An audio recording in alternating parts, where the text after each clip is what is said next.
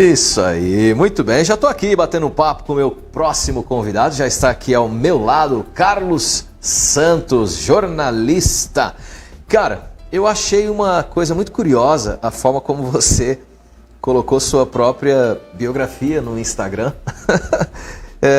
Você me permite ler a sua biografia Claro, que está lá? é público. Então vamos lá. Ó. Ele colocou o seguinte: rapaz velho encruado, jornalista nacionalmente ignorado, escritor mundialmente desconhecido, liso estável, tricolor, pai.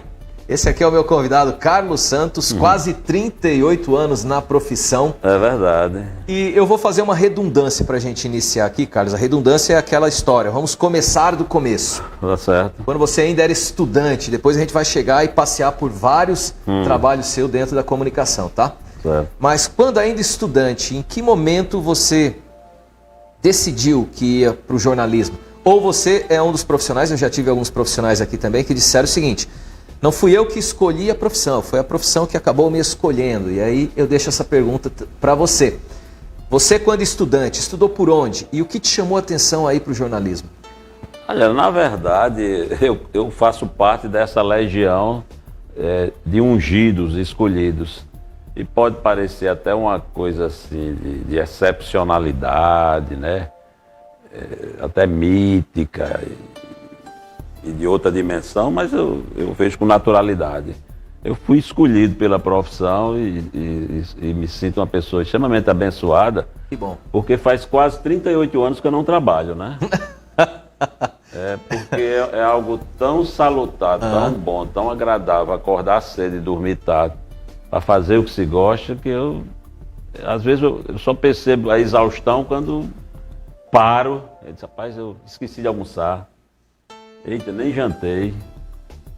Poxa, enfim, isso acontece já tantas vezes que eu nem posso... Já perdeu as contas. Não sei. Então é em função da motivação, daquela coisa de estar fazendo exatamente o que gosta e o que eu entendo como até uma missão. Eu me sinto assim... completamente integrado à minha profissão e diariamente aprendendo com as pessoas que foram minhas referências, aprendendo com os bem mais jovens, né? Essa interação, aprendendo com quem não é do jornalismo, aprendendo com um culto intelectual e com um homem simples que às vezes pode estar aqui, você num botecozinho, e um homem simples de pouca instrução está ao lado e soltar uma frase ou uma pauta pronta para você, né? Então, isso acontece com regularidade. Isso é uma bênção mesmo. Você acredita que essa sua forma de ver tudo à volta e a importância que você dá, desde o mais simples ao mais estudado, é algo que você, ou que nós podemos treinar na nossa vida, ou é algo que é nato da sua pessoa, do Carlos Santos? Eu acho que é um conjunto de fatores. Primeiro, uma base familiar. A minha mãe, ela sentava todo fim de tarde na calçada, eu sempre falo, eu me emociono, na calçada de casa, e aquilo virava uma ágora, né? Isso usando uma linguagem da Grécia mais primitiva, né? Era uma praça de conversa, né? De decisões. Ela ia lá, parava o homem de carro, que era uma autoridade, paravam os garis. Então a gente cresceu participando disso, testemunhando essa relação social extremamente salutar, aberta, enriquecedora. E aí o restante da vida vai ensinando, né? De forma positiva ou negativa? Você aprende ou não aprende. Extremamente positivo, né? Extremamente positivo. Essa parte de aprender e não aprender tem a ver com você se permitir a ter outras interpretações, outros pontos de vista, ou seja, você não achar que é o suprassumo, por exemplo? Eu entendo que aprender tem a ver com ouvir. Eu falo em ouvir como um dos sentidos, né? Uhum. Você aprende com a visão e etc, com outro sentido. Mas vamos usar, eu diria que um sentido que é bem representativo do aprender, né? Então é você ouvir. E há uma diferença entre ouvir e escutar. Exatamente. Ouvir é, acima de tudo, parar Digamos, eu estou falando e você está atento a mim, você está ouvindo. E tem gente que não quer ouvir as pessoas, então é difícil de aprender. Eu não estou falando de escutar, que escutar já é a atenção que pode ser absorvida por aquele indivíduo como uma ideia, uma informação, uma opinião, etc. Então é preciso você estar aberto. Eu costumo dizer que eu não tenho tempo para estúpido. A estupidez, o máximo que eu oferto a ela é o meu silêncio. Eu não ando em redes sociais lacrando, provocando discussão, sabe? Vendendo minha ideia como a mais valorosa e a mais correta, para puxar cliques, puxar seguidores. Até porque eu digo que quem tem seguidor é líder de seita. Eu vi lá no seu Twitter. No meu Twitter tem. Tem essa frase lá. Quem tem seguidor é líder de seita. Eu não sou líder de seita. Carlos, nesses quase 38 anos, você já mencionou aqui, nesse início do nosso bate-papo, você já navegou, passeou, trabalhou e vivenciou muitas revoluções, muitas mudanças, muitas provocações dentro da profissão do jornalista. O jornalismo, pra gente que não é da área, que olha, que está acostumado a ver apenas, era nos canais de televisão ou em alguns programas de rádio, hoje a gente vê na internet, no Twitter, no Facebook, no Instagram, no Telegram, enfim, todos os cantos são possíveis. A gente passou a ter contato com profissionais e profissionais. E você vivenciou essa alteração na prática. E eu gostaria de saber para você, perguntar para você, se essa evolução do jornalismo foi positiva. As pessoas que estão hoje na profissão entenderam, como você lá atrás, naquele momento, que é uma profissão importante e necessária para a sociedade? Estão trabalhando bem? Olha, eu falei no início do nosso bate-papo sobre essa questão de gostar do que faz. Sim. Eu fui uma vez participar fui fazer uma palestra numa faculdade de jornalismo em Natal. Em outra situação, participar de uma oficina, convidado por professores. E em uma certa ocasião, um aluno perguntou, inclusive me tratando com muita formalidade: seu Carlos, o que é que o senhor me aconselha? Isso faz bem 10 anos. O que é que o senhor me aconselha quando você está aí buscar jornal?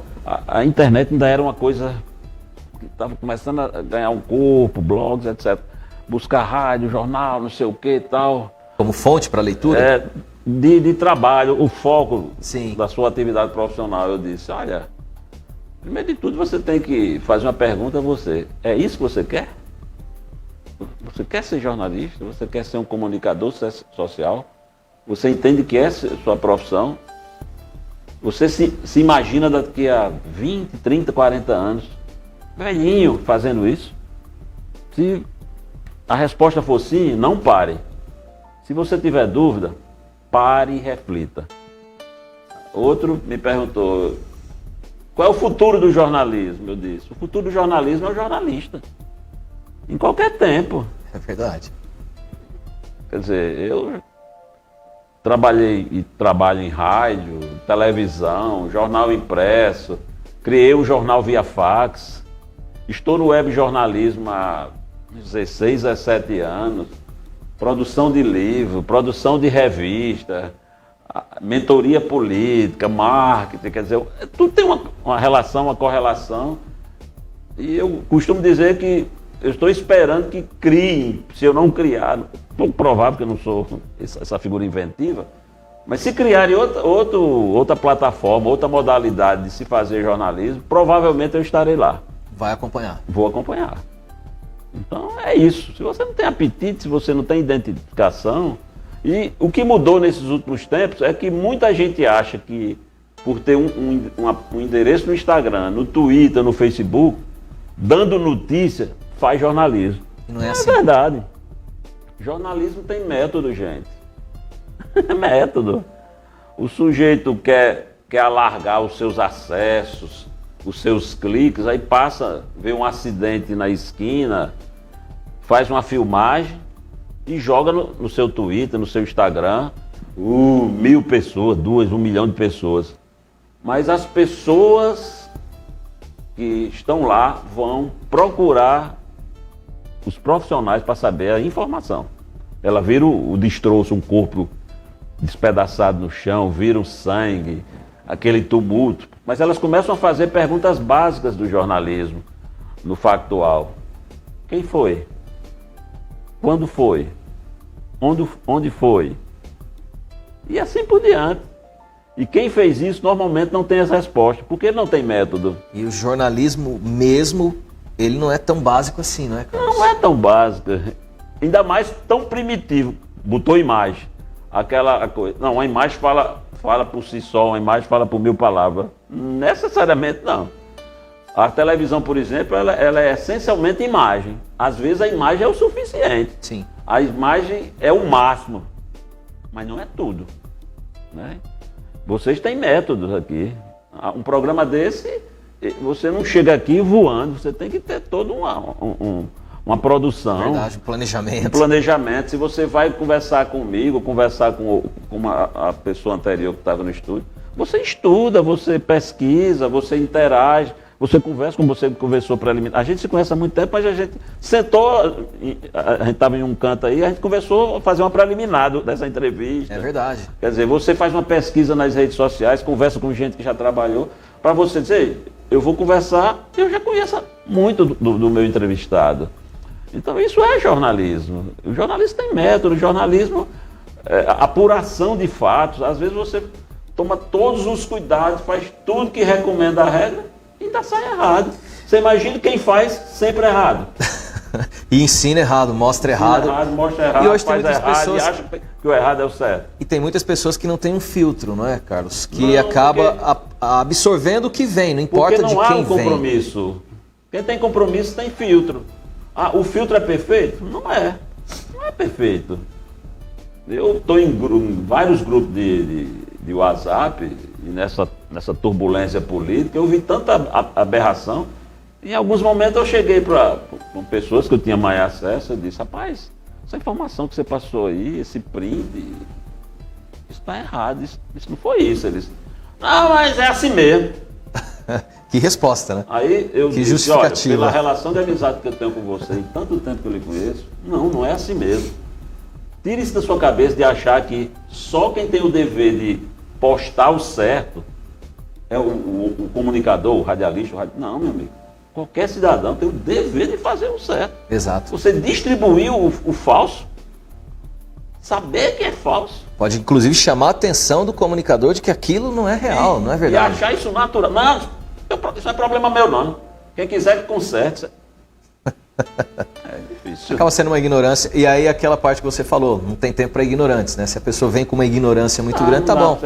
Não tem como. Nas minhas redes sociais, se você pesquisou, você praticamente não me vê batendo boca, porque não tem eu batendo boca. Inclusive tem filtros e orientações de quem vai comentar nas suas notícias, nos seus pontos de vista, justamente essas orientações, que ali não é um lugar para destrinchar abobrinhas, nem bate-boca, é um lugar para você aprender e discursar. Eu tive uma página minha retirada do ar, já faz 20 e tantos dias, que eu ainda não identifiquei se foi hackeada ou derrubada de algum jeito pelo sistema, mas eu fiz um levantamento, na minha ótica não há nenhum acesso, segui apenas uma rotina de produção.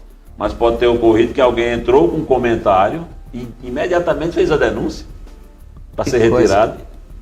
Amigos meus de imprensa já sofreram esse tipo de coisa. Então, esse tipo de entre aspas, perseguição é muito natural no decorrer da vida de profissionais de jornalismo, não é? Sempre vão encontrar pessoas que tentam verdade, dessa forma. Mas eu, por exemplo, eu tenho dezenas de processos.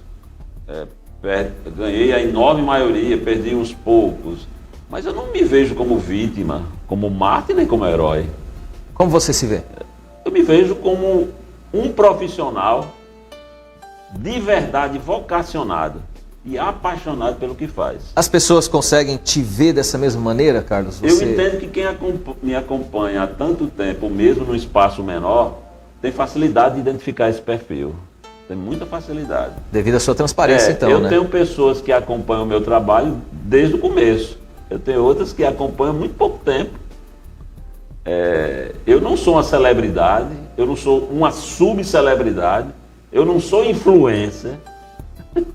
Eu estou muito longe de tudo isso. E até lamento. Eu gostaria de ter 1 milhão de seguidores. Sim. Né? E essa coisa toda, o material com a visualização de 1 bilhão de pessoas. Mas eu não tenho um perfil de Shakira, de Neymar e outros, né? Então eu sou um jornalista nacionalmente ignorado e um escritor mundialmente desconhecido. É isso que eu sou. Falando em escritor, quais os livros que você já lançou? É bom até você abordar esse assunto, que eu antecipei. Às vezes eu vou participar de debate, palestra, aí alguém apresenta aqui o jornalista, blogueiro e escritor. Aí quando eu tenho o direito de pegar o microfone, diz, olha, só um reparo, eu não sou escritor. Eu publiquei 2 livros com base em material produzido no cotidiano jornalístico. Os meus livros publicados até aqui, eles na verdade são, como eu disse agora, a reprodução do que eu já fiz em jornal impresso, em jornal via fax, no web jornalismo, baseado em folclore político. As histórias bem-humoradas dos bastidores e dos palanques políticos. Tem alguma curtinha que você possa contar pra gente? Só fechando, são 2 livros que devem ter aí 300 e tantas histórias. Uau. Que a gente vai apanhando aí é um compilado na grande. estrada, nas campanhas, né? Quer dizer, eu já trabalhei em campanha, já rodei, sei lá, talvez 80% dos municípios desse estado, e a gente conversa com as pessoas, com os políticos, a turma dos bastidores, e vai colhendo esses assuntos. Então Sorrindo, a política do bom humor, do palanque aos bastidores. São 2 edições, são 2 números na verdade, são 2 livros, né? Um lançado em 2001, se não me falha a memória, eu sou um escritor bissexto, e o outro em 2011. Você quer ouvir uma história? Sim. Eu vou contar um aqui, por exemplo, de Dizuí Rosado, que era prefeito de Mossoró, no seu 3º mandato, e, na verdade, 2º mandato, e estava recebendo no Palácio candidatas a Miss Mossoró. E a cada uma delas ele fazia um galanteio, um elogio. Ele é um homem muito polido, muito educado, muito culto, né? Mas uma moça bonita, que figura vistosa. Você parece uma deusa grega. E ao seu lado a primeira-dama, Naide Rosado, tia Naide, que se enciumava. Começou a se enciumar, 70 e tantos anos de vida, bem 50 e tanto de casado, e começou a não gostar daquilo. E o prefeito continuava. Lá para as tantas ela conseguiu chegar na camisa dele e puxou, o alertando para frear os excessos. Ele sentiu, se voltou assim de forma muito teatral para ela e disse: acautele-se, sabes que já não tenho mais as armas da traição. Muito boa, muito boa. Essa é uma das que está? Essa é uma das histórias em um desses livros, não sei onde ela está. Mas está lá. Né? Está lá. E por falar neles, como é possível encontrar? É possível? Ainda existe algum material dele virtual ou impresso mesmo? Eu ainda tenho... a primeira edição talvez esteja esgotada, a segunda eu mandei fazer uma segunda tiragem para servir de apresentação. Eu ainda devo ter alguns exemplares, mas nunca coloquei à venda esses exemplares. Eles servem como um cartão de apresentação. Entendi. E eu cometi um agafe aqui de que ia trazer para você, mas fico devendo. Tá legal. Fico devendo, eu ia trazer para você e esqueci em cima da mesa de casa. Acontece. Acontece muito. Para você ter uma ideia, eu estava vindo hoje aqui para a TV, estava no caminho, e apesar de não ser um ato que se deva fazer, mas dirigindo eu peguei o celular para poder fazer uma resposta rápida que eu precisava naquele momento. Eu poderia ter dado uma estacionada e fazer, mas não fiz. Enfim, não se deve fazer isso, tá? E coloquei o celular no compartimento ali do carro, e quando estacionei aqui na frente, que eu fui descer, eu falei, opa, o celular. Não vi o celular tão à vista, imaginei que tinha deixado o celular no escritório que eu tinha acabado de sair, que é lá da minha namorada. Aí já estava entrando no carro de novo para ir lá buscar o celular. E aí eu falei, não, mas eu respondi ela dirigindo, então o celular tá dentro do carro. Não joguei pela janela. Não joguei pela janela. Aí lá estava. Então, assim, esses esquecimentos, esses lapsos na memória, assim, a gente acaba realmente passando. Então, eu não sou de cobrar, tá? Então, se você quiser, em algum momento você me entregar... Aqui é um compromisso meu, você não precisa cobrar, não. Eu cumpro todos os meus compromissos. Eu nunca falho nos meus compromissos. É difícil fazer isso? Ser uma pessoa que honre os compromissos? Não. É difícil para quem engana muito. Aí não tem jeito, né? Não, porque aí é excepcionalidade, cumprir compromisso. Entre, ao invés de me enganar, eu vou enganar você. Eu não vou dizer que vou cumprir, não vou para mim mesmo, vou enganar você, que vai achar que eu vou cumprir. Carlos, você foi do impresso jornal, foi do jornal também já na web. Existe diferença da forma? Muita. Para mim, a grande escola do jornalismo é o jornal impresso. E eu lamento muito que o jornal impresso, como indústria, ele esteja morrendo e a grande maioria dos profissionais que estão se formando e outros que virão não terão essa excepcional escola. E a gente, interessante, a gente que trabalha com web jornalismo conhece logo quando alguém passou pelo jornal impresso, pelo estilo, a forma de editar o material, foto, legenda, título, o texto. É raro a gente errar. A gente conhece assim, diz, rapaz, sabe quem é Nilton Giacomelli? Não sei não. Rapaz, aquele cara tem bagagem de jornal. Diz, rapaz, tem mesmo. Aí às vezes a gente vai pesquisar esse jornal, trabalhou no jornal tal. Então é uma grande escola, uma excelente escola. E viver esse período foi um período de muito aprendizado como profissional e ser humano, e que eu carrego para a vida. Hoje, quando eu vou editar o blog Carlos Santos, o canal BCS, blog Carlos Santos, eu olho para aquela página em branco virtual, é como se eu estivesse olhando um impresso para editar. Então, é uma reprodução. A memória afetiva. E outra coisa, então eu passo para lá, para o virtual, esse tempo. Eu preciso cuidado com título, com legenda, identificação de foto, que a grande, enorme maioria das pessoas os famosos créditos que trabalha com conteúdo na internet tem uma desavença com o fotógrafo, né? Eu não sei o que é isso. Não gosta de identificar fotos. Eu lembro lá do jornal Moçoroense, quando ainda ele existia junto do grupo lá, Resistência, eu era da 93, tinha o pessoal do jornal, e às vezes chegavam os fotógrafos lá, meu amigo, o cara usou uma foto minha, não teve a atenção de colocar a foto, fotógrafo tal, dá o créditozinho ali, só o nomezinho embaixo da foto, rapaz. Raríssimo você encontrar uma foto que eu coloque na página para não ter identificação, é porque eu não encontro, não encontrei. E aí a gente vai e bota um padrão do tipo... captado da web, etc. Mas se o fotógrafo identificar... Já aconteceu. Carlos, essa foto é minha, eu sou autor. Ah, legal. Vou lá e já altero. Faz alteração. Eu tive Tem nada de generosidade. É dever. É o respeito, né? Respeito. Ao profissional, o trabalho dele. Eu tive a audácia de pegar algumas fotos do seu próprio Instagram, algumas com um certo tempo, pra gente dar uma olhadinha aí. Por favor, Gabi, vamos lá. Instagram pessoal, né? Porque o meu profissional foi tirado do ar. Não sei como.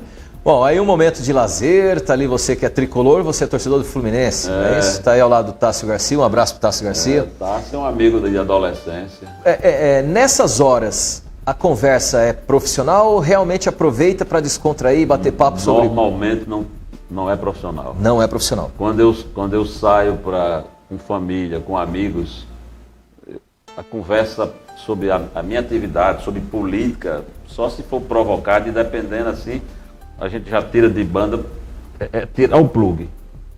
Desliga mesmo. Desligar mesmo. Estou aqui para outras experiências. experiências. Que a gente, como tem essa atividade há muito tempo, diz, Carlos, como é que está o Senado?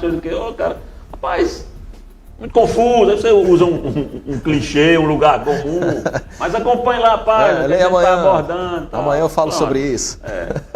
Vamos lá, outras imagens aí, Gabi, por favor. Tá aí, torcedor do Fluminense. Seu time esse ano vai bem? Aí foi em Fortaleza, no dia do Fla-Flu decisivo, eu estava em Fortaleza. E como foi o resultado do jogo? Ano passado, é normal, né, ganhar do Flamengo, né?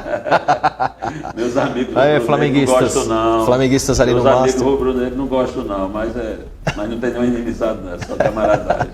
Que bom, vamos lá. Aí você numa vestimenta que não é a que a gente está pelo menos eu que te conheço há muito tempo, estão acostumados a eu ver, usei né, essa durante formalidade. muito tempo, mas hoje só uso se for absolutamente necessário. Cansei. Mas tem gente que adora uma roupa daquela, né? Isso aí deve ser por volta de 1992, 93, 30 anos. Você usou a máquina de escrever mesmo. Máquina de escrever. Algumas vezes dá uma dedadinha mais forte Máquina ali na de tecla. Né? escrever. Tac, tac, tac, tac. Isso aí é coisa de 92, 93. Redação do Gazeta do Oeste. Foi uma excelente escola para você. Eu vi você falando em uma das suas publicações isso. Fantástico. Muito aprendizado, muito de vida. E uma parte da juventude, né? Uma parte da juventude ficou lá. Aí é participação num programa de televisão, de web, de rádio, tá tudo misturado, coisa atual. Você muda o seu perfil na hora, dependendo do veículo que você vai estar colocando o seu trabalho. Por exemplo, no blog Carlos Santos, que você vai escrever, você tem uma postura diferente quando você vai para o seu canal no YouTube? Não é questão de postura diferente, é de tentar entender o público. A linguagem que muda? A linguagem, não é?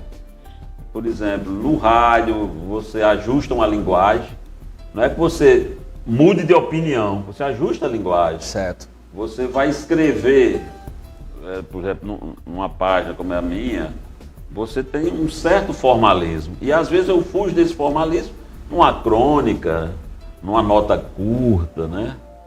Então é a questão de vivência. A gente tem um time, ou tenta ter, para ser compreendido, para que a sua fala chegue a tudo e a todos, né?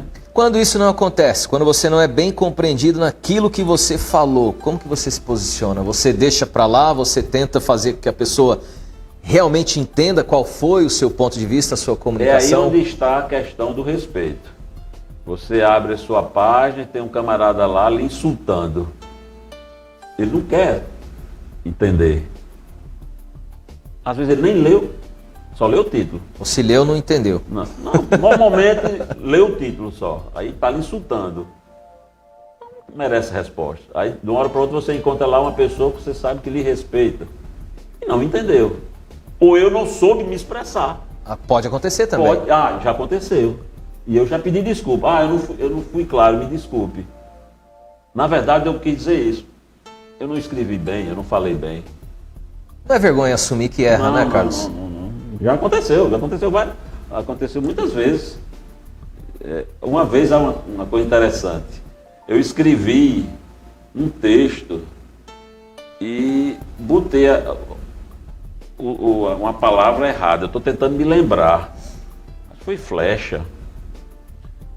E um web leitor entrou para comentar e fez o que a gente chama em jornalismo um nariz de cera, uma cabeça enorme para chegar no assunto. Sim. Aí lá embaixo disse, Carlos, você me desculpa, não sei o que e tal, mas você escreveu essa palavra errada. Aí eu fiz uma crônica que admitia o erro e agradecia o web leitor. E uma crônica jocosa, eu falando que a minha flecha não chegou no alvo, nem chegaria nunca. Não foi disparada. Né? Não... Ô, Carlos, você falou isso e eu me lembrei de uma situação. Eu era bem jovem, bem moleque, na verdade. E eu fui escrever a palavra casa e coloquei Z na palavra casa. Hoje tem a desculpa do teclado, né? Isso, hoje tem, naquela época não. E aí uma pessoa que me corrigiu falou, rapaz, casa não é com Z, é com C de sapato. Aí eu falei, então tá tudo certo. Nós dois estamos no mesmo caminho. Vamos dar as mãos aqui, porque se é com C de sapato, e sapato a gente sabe que não escreve com C. Então nós dois estamos no caminho certo. Vamos seguir aqui. Eu já entendi que eu errei aqui, você presta atenção que você errou por ali também. Mas isso mostra que todos nós erramos. A gente tenta não errar, tenta fazer o máximo para ser o mais correto ou certo possível, mas às vezes acaba não dando certo. Eu sou apaixonado pela língua, mas eu até conversando com pessoas que realmente conhecem profundamente a língua, e quando eu faço um comentário, elas se surpreendem, eu digo que eu não sei português. Aí às vezes são amigos generosos que escrevem muito bem, muita cultura disso. E eu tenho tanta intimidade que me chama de Carlinhos, né? Ô Carlinhos, você dizer um negócio desse, você escreve bem, não sei o que, mas eu não tenho domínio técnico assim. Eu não sei o que é um advérbio, o que é um adjunto, o que é isso. Olha, faça um texto aí que eu quero que tenha isso. Eu disse, rapaz, não sei não. Me peça um texto para dizer tal coisa que eu faço, né? Provavelmente vai conter o advérbio. Agora aí você vai encontrando o advérbio, adjetivo, substantivo, não sei o que. Vai tá juntando, lá. separando, botando e tal. Então tem coisas assim que no fundo são muito engraçadas. Mas eu acho que é aquela história do se dedicar, de ter tanto interesse. Eu me recordo de uma época que eu trabalhei com o Givanildo Silva, que foi um professor fantástico, um redator, além de locutor apresentador, que durante um tempo, eu fiquei fazendo o principal noticioso da Rádio Difusora, no final dos anos 90, o Notícias da Cidade. Eu escrevia o texto e ia para casa morto de feliz, porque Givanildo e outro locutor ia apresentar um texto que eu tinha feito. Ninguém sabia. Ele falava ali, ó, redação, Carlos Santos. Sim. Mas quem é Carlos Santos? Até hoje 99,9% não sabe, né? Eu sou 1% que sei. Pois é. Depois eu conto uma história engraçadíssima sobre isso. Aí eu ia para casa. Aí eu notava que ele tirava uma palavra, botava outra, comia um parágrafo, jogava outra. Eu disse, mas rapaz... Tá depenando o meu texto? Depenou meu texto. Peraí. Mas o que acontecia? Como eu produzia esse material da manhã para o meio-dia, eu ia à tarde, sem ter a obrigação de estar à tarde na rádio, ia pegar o texto que eu tinha escrito e onde ele tinha feito os reparos e ia aprender. Olha só que interessante. Por que é que ele tirou essa palavra? Por que é que ele botou isso? E eu nunca cheguei para Givanildo, como eu me emociono com essas coisas, que eu gosto muito dele. Eu nunca cheguei para ele dizer, mas rapaz, eu fiz um texto tão bonitinho, tão arrumado, você tirou o parágrafo todinho e botou só uma frase. Mas Givanildo, além de falar muito bem, além de ser um cara de grande índole, escreve muito bem, né? Então é esse tipo de coisa que a gente vai aprendendo, vai descobrindo, e você precisa querer aprender. Se você não está a fim de aprender, não adianta eu falar, não adianta fulano escrever, não adianta, né? Sobre essa coisa de conhecer ou não conhecer, eu tenho um amigo de muito tempo, que é Newton Silva, que se auto-apelidou de Newton Baresi em homenagem a um zagueiro de futebol. Sim. Lembro dele. E ele joga futebol até hoje, já é um ancião. Ainda insiste? É ancião.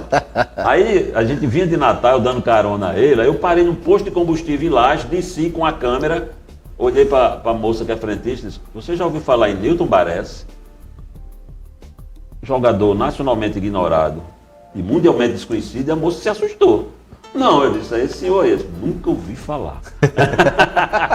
Aí fomos para um restaurante, e lá, em Lages, comendo, não sei o que e tal, eu chamei uma moça e disse, moça, conta. Quando ela chegou, eu disse, você conhece Newton Baresi, zagueiro nacionalmente ignorado e mundialmente desconhecido? Ela olhou com um ar assustado para eles. Eu nunca vi esse senhor. Eu disse, está vendo, Newton? Não tem jeito de eu propagar seu nome. Você é uma pessoa desconhecida, ninguém sabe quem você é. E na saída, quando a gente pagou a conta, foi saindo, eu disse, olha, vou ver se outras pessoas conhecem esse rapaz. Ela disse, mas tem uma vantagem aí. Eu disse, qual é ela? Qualquer dia desse, quando ele passar aqui de novo, vai ter pelo menos eu que conheço. É verdade. Parece que isso é uma sina do nome Newton, então. Newton Giacomelli. Muito bacana, muito bom. Só essas coisas que a gente... É amizade da vida, né? Amizade feita dentro de jornal, que a gente conserva, e quando a gente se encontra, é só curtição. Isso que é bom. Isso que é só bailada. É um tirando sarro do outro. Ô Carlos, pra gente finalizar aqui o nosso bate-papo, o que você ainda espera dentro da profissão? O que as pessoas que te acompanham podem aguardar? Seja ali no blog Carlos Santos, que eu vi que está perto de completar mais um ano de estrada aí, não é isso? Eu acho que é em junho. Acho que é junho, maio, junho. Mês desse aí. Tá perto. Tá perto, Eu acho que vai completar 16 anos, né? A gente fica tentando se situar tanta coisa, tanta data. Vai fazer, acho que 16 anos, 16 ou 17 anos, por aí. Podem esperar, então, o compromisso de sempre? Eu acho que a grande meta, quando você faz a coisa com esse prazer, é querer fazer melhor. É a garantia de que eu vou continuar me empenhando para fazer melhor. Melhor do que quem? Melhor do que eu fui ontem. Melhor do que eu fui há 10 anos. Às vezes eu olho meus textos de 30 anos e eu não me conheço, eu não me reconheço. Olha, que interessante isso, né? Como a gente evolui. E eu sempre acho que eu estou escrevendo melhor do que eu escrevi há 30 anos. Só que tem muita gente que gosta do Carlos que conheceu há 30 anos. Falta eles evoluírem, então. Eu nem vejo isso, é por conta Não? do apetite pro jornal impresso, a identificação com o jornal impresso. Existe, né? Essa parte da identificação também. Tem o apego, né? Eu criei um jornal via fax. Eu cheguei a ter 420, 440, oscilava às vezes para bem menos. E como é que você mandava para essas 400? Era um software que um amigo meu trouxe dos Estados Unidos, 2 computadores interligados, 3 computadores interligados com duas máquinas de fax. Era uma parafernália, né? Era, e o telefone de pulso.